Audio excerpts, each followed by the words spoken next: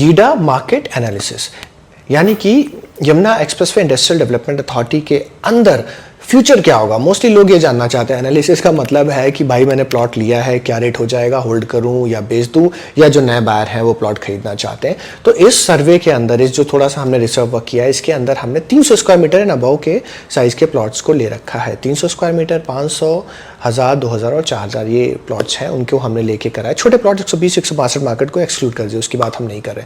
सबसे पहले हम बात करते हैं पुरानी, ये वही जगह जहां पर नोएडा इंटरनेशनल एयरपोर्ट बन रहा है। आप सब जानते हैं सितंबर अक्टूबर 2025 में बन के तैयार हो जाना, इसी 1-2 महीने के अंदर। और ये जो पूरी सिटी है वो स्मार्ट सिटी के रूप में डेवलप होने वाली है।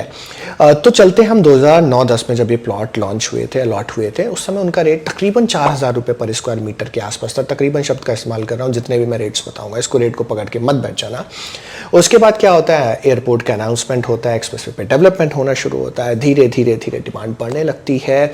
नोएडा में भी रेट बढ़ते हैं, ग्रेटर नोएडा में भी रेट बढ़ते हैं, नोएडा एक्सटेंशन में भी रेट बढ़ते हैं, दिल्ली में भी बढ़ते हैं, गुड़गांव में बढ़ते हैं, यहाँ भी रेट बढ़ते हैं। तो आज के टाइम में आज के परिदृश्य में जब हम बैठे हैं आज में, तो आज का जो रेट है वो है 300 स्क्वायर मीटर की एंड अबव की बात करें। जितना बड़ा जाएंगे थोड़ा कंपैरेटिवली थोड़ा सा रेट कम आता है, बट 300 स्क्वायर मीटर को मैं बेस मान के अगर आपको रेट बताऊं तो आज के रेट में 60,000 रुपये पर स्क्वायर मीटर से लेके 70,000, 75,000 रुपये पर स्क्वायर मीटर तक का भी रेट जाता है। विंडो इतनी बड़ी मैंने क्यों रखी 15,000 की?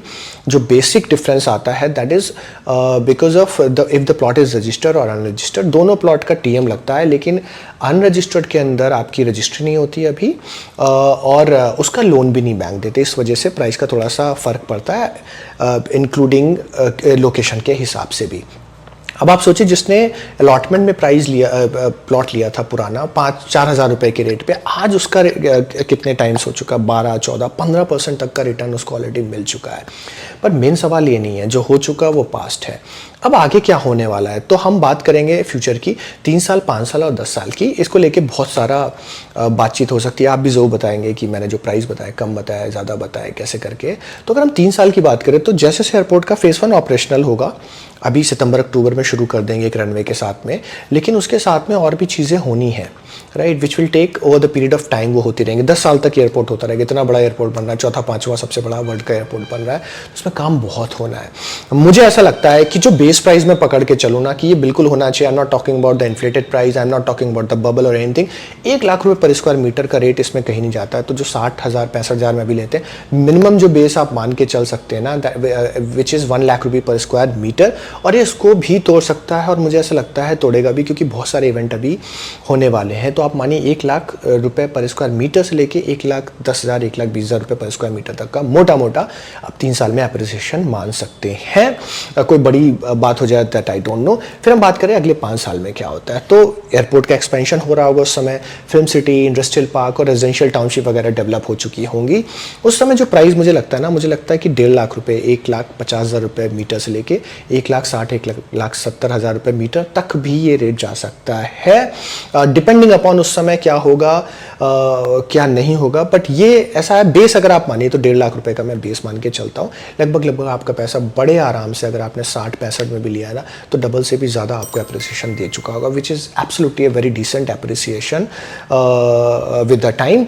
फिर अगर हम बात करें ना 10 साल में क्या होता है, अगले 10 साल में, तो देखो प्रॉपर्टी का जो इन्वेस्टमेंट करने का तरीका है वो यूजुअली यही होता है कि आप लॉन्ग टर्म के लिए करें। जैसे पहले 10 साल 20 साल में लोग इन्वेस्ट करते थे तो कई गुना ज़्यादा प्रॉपर्टी बढ़ जाती थी। आज वैसा फैशन नहीं रहा, आज लोग ट्रेड करना चाहते हैं, उसमें कई बार धोखा भी होता है, क्योंकि आपको पता नहीं मार्केट ऊपर जाएगी नीचे आएगी, क्या होगा।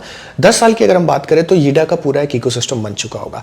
Airport, film city, metro connectivity, industries, और सबसे इंपॉर्टेंट चीज़ है लाखों जॉब।